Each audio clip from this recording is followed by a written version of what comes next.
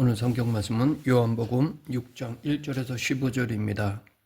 오병이어에 관한 이야기는 복음서의 내용 중에서 많이 알려진 이야기 중에 하나입니다. 이 이야기는 네 복음서에 다 기록된 사건입니다.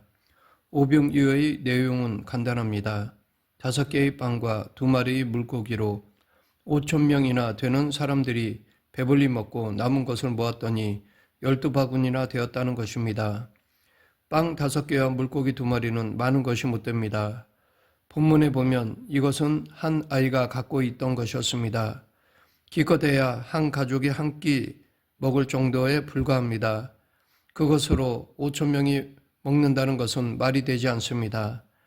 오늘 본문은 이것을 강조하기 위해서 200데나리온 어치의 빵으로도 5,000명이 먹기에는 부족하다고 했습니다. 기독교 신자들은 예수님에게 그런 능력이 있어서 실제로 그런 일이 벌어진 것이라고 믿습니다. 예수님에게는 이와 비슷한 일들이 자주 일어났기 때문에 그렇게 생각할 만합니다. 물로 포도주를 만들었다거나 물 위를 그냥 걸었다는 이야기도 나옵니다. 복음서에는 예수님의 이런 초능력이 예수님의 신성을 가리키는 증거로 묘사되기도 합니다. 그러면 성경이 이런 기록을 그대로 믿는 것이 옳을까요? 아니면 다르게 읽어야 할까요?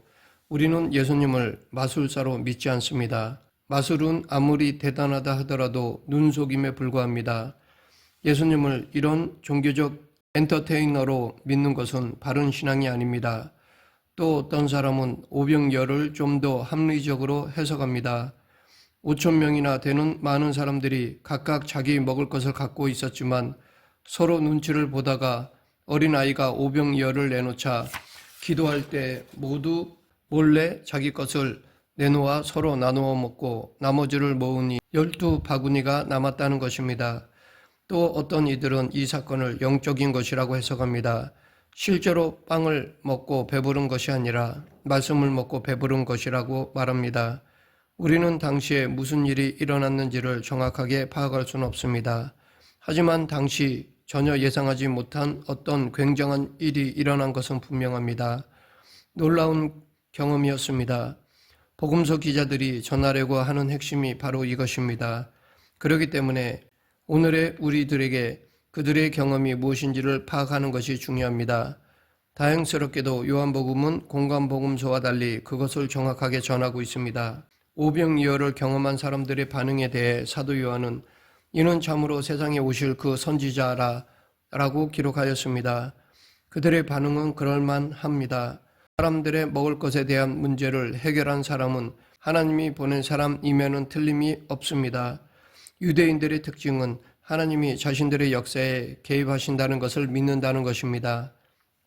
그들은 자신들의 운명을 바꿔줄 메시아를 기다렸습니다. 본문의 선지자라는 말은 메시아라는 말과 비슷한 뜻으로 사용된 것입니다. 이렇게 유대인들에게는 메시아 사상이 있었습니다.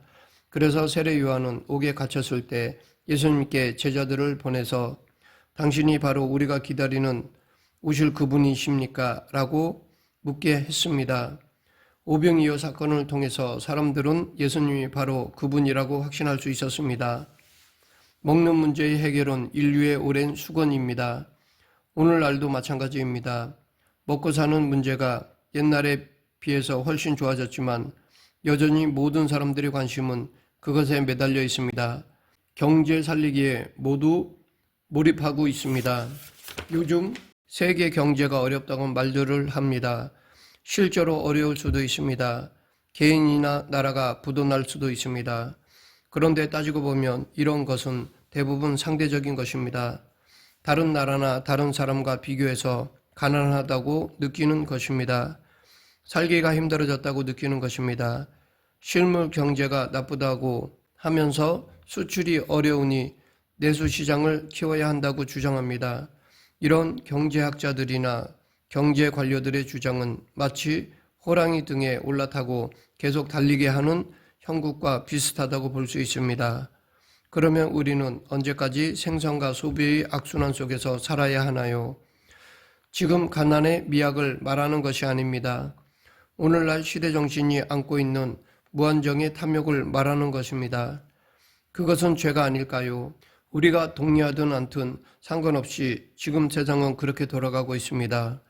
오병이어와 같은 경제성장의 기적을 그리워합니다. 오병이어를 일으킬 선지자를, 그런 메시아를 열망하고 있습니다. 사도 요한은 사람들이 예수님을 억지로 붙들어 임금으로 삼으려고 했다고 하였습니다. 그럴만합니다. 오병이어의 능력이 있는 분이라면 지금 이스라엘을 정치적으로도 해방시킬 수도 있습니다. 본문은 이 사건이 유대인의 명절인 유월절 즈음에 일어난 것으로 전합니다. 오병이어와 유월절은 깊이 연결되어 있습니다. 유월절은 출애굽을 기념하는 절기입니다. 애굽으로부터 정치적 해방입니다. 그래서 그들은 예수님을 경제적인 메시아, 정치적인 메시아로 받아들인 것입니다. 이때 사도 요한의 설명에 따르면 예수님은 대중들을 피해서 혼자 산으로 떠나가셨다고 합니다. 마가복음에도 이와 비슷한 사실을 보도합니다. 오병이어 후에 예수님은 민중들을 집으로 돌려보내셨고 그동안의 제자들을 배 태워 호수 건너편으로 건너가게 하셨습니다. 그리고 당신 자신은 기도하러 따로 산에 올라가셨습니다. 민중들로부터 거리를 둔 것입니다. 예수님은 왜 이렇게 하셨을까요?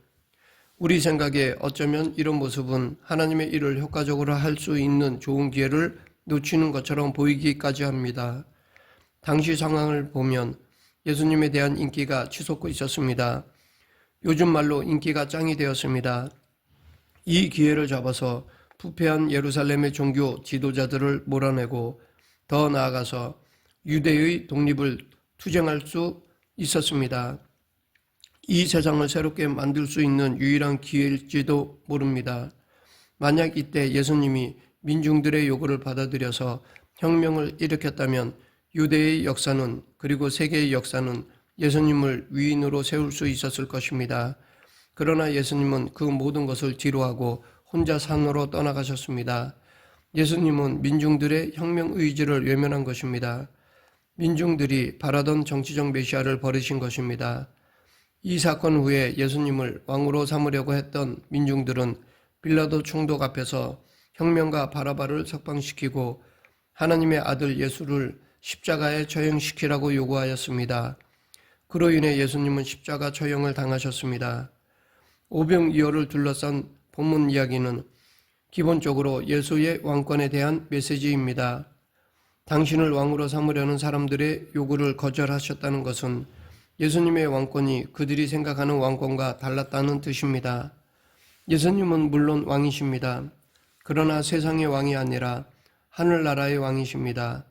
세상의 왕은 많습니다. 그리고 모두가 그런 왕이 되려고 합니다. 그러나 하늘나라의 왕은 한 분이십니다. 지금 세상의 왕은 무의미하다고 말하는 것이 아닙니다. 정치와 경제 문제가 아무런 의미 없다는 뜻도 아닙니다. 세상의 왕과 하늘나라의 왕이 다르다는 것을 말하는 것입니다. 우리는 예수님이 당신을 왕으로 삼으려는 사람들의 요구를 거절한 이유를 알아야 합니다. 세상의 왕권은 사람들의 세상적이고 실제적인 필요를 해결해 주는 능력을 가리킵니다. 오병이어가 바로 그것을 가리킵니다. 사람들은 그런 선지자를, 그런 메시아를, 그런 영웅을 기다립니다.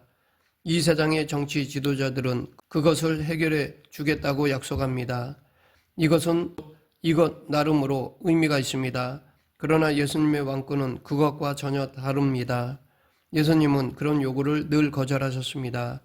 당신이 유대인의 왕이냐라고 하는 빌라도의 질문에 대해서 예수님은 내 나라는 이 세상에 속한 것이 아니니라 라고 대답하셨습니다. 즉 예수님의 왕권은 이 세상의 것이 아니라는 것입니다. 예수님의 왕권은 세상 왕권과는 차원이 다릅니다. 우리는 예수님이 공생애를 시작하실 때 마귀에게 받은 3가지 시험을 기억합니다. 첫 번 시험은 돌로 떡을 만드는 능력에 대한 것입니다. 내가 만약 하나님의 아들이어든 명하여 이 돌들로 떡덩이가 되게 하라 라는 시험에 예수님은 신명기 8장 3절을 인용하여 사람이 떡으로만 살 것이 아니요 하나님의 입으로부터 나오는 모든 말씀으로 살 것이라 하였느니라 라고 대답하셨습니다. 우리는 예수님의 왕권이 무엇인지를 정확하게 알아야 합니다. 그렇지 못하여 마귀의 요구를 그대로 반복하는 사람들이 있습니다. 그래서 예수님을 왕으로 삼아 오병이어를 요구하는 사람들이 있습니다. 그들은 믿음 생활을 잘하면 부자가 될 것처럼 말합니다. 그것을 노골적으로 부추기는 사람들도 있고 그렇게 암시하는 사람들도 있습니다. 노골적으로 부추기는 사람들은 삼박자 축복 운동을 하는 사람들이고 암시하는 사람들은 청부론을 외치는 사람들입니다. 삼박자 축복이란 요한삼서 1장 2절에 내 영혼이 잘됨 같이 내가 범사에 잘되고 강건하기를, 이 말씀을 바탕으로 영혼, 범사, 강건이라는 세 축복을 함께 기도하거나 축복하는 것을 말합니다. 청부론이란 불을 깨끗하게 얻고 쓰는 삶을 강조하는 물질관으로 돈 자체를 선악으로 단정하기보다 부자가 되더라도 정직한 수단과 나눔, 섬김을 통해 책임을 다하는 것을 말합니다. 이들은 모두 빵 문제, 경제 문제가 우리의 삶을 전적으로 지배하고 있다고 믿습니다. 그러하기에 이런 것을 원하는 사람들은 세상의 왕들에게 가면 됩니다. 그런 사람을 대통령으로 뽑고 그런 기업에 들어가서 활동하면 됩니다. 물론 지금 그런 삶을 나쁜 뜻으로 말하는 것이 아닙니다. 그것을 예수 그리스도의 왕권과 혼동하지 말아야 한다는 것입니다. 만약 예수님이 그런 일을 위해서 이 땅에 오신 것이라면 자기를 왕으로 삼으려 한 민중들의 요구를 받아들여야만 했습니다. 그러나 예수님은 그들의 요구를 거절하셨습니다. 예수 그리스도의 왕권은 무엇일까요? 예수님이 왜 왕 중의 왕일까요? 예수님이 왜 생명의 나라의 왕일까요? 초기 기독교인들에게 예수님은 영원한 생명이었습니다. 그들은 예수님을 믿는 사람은 죽어도 살겠고 살아서 믿는 자는 영원히 죽지 않는다라는, 즉 부활을 확신하였습니다. 그들에게는 이 부활을 주시는 분 이외에 다른 왕이 필요하지 않았습니다. 세상적인 것을 부정하지는 않았지만 그들에게는 영생을 주시는 왕이면 그것으로 된 것이었습니다. 오병이어는 그것이 아무리 신기한 사건이었다 해도 모두 먹고 죽을 양식에 불과한 것입니다. 우리의 경제 수준이 지금보다 10배 높아진다고 해도 삶은 여전히 그대로입니다. 여전히 죄의 실존은 벗어나지 못합니다. 삶이 여전히 지루합니다. 허무합니다. 생명과 단절됩니다. 생산하고 소유하고 소비하는 삶의 반복이 될 뿐입니다. 그러나 예수님이 통치하시는 왕권은 전혀 다릅니다. 죄로부터의 해방이고 자기 연민으로부터의 자유입니다. 우리는 예수님의 통치를 받으며 참 자유를 누려야 할 것입니다. 말씀을 맺겠습니다. 오병이어, 즉 경제 문제는 세상의 왕권에 따라 대처하되 우리의 영혼은 오직 예수 그리스도에게, 그의 나라에, 그의 왕권에 두어야 합니다. 그럴 때 초기 기독교인들처럼 놀라운 은혜를 경험하게 될 것입니다. 우리 모두 예수님을 하늘나라의 왕, 만왕의 왕으로 믿고 모시는 성도가 되기를 간절히 축원합니다. 기도하겠습니다. 사랑과 은혜가 풍성하신 하나님 아버지, 예수님을 나의 왕으로 모시며 이 땅에서도 천국 백성으로 살아가는 저희 모두가 되게 하여 주시옵소서. 예수님 이름으로 기도드립니다. 아멘.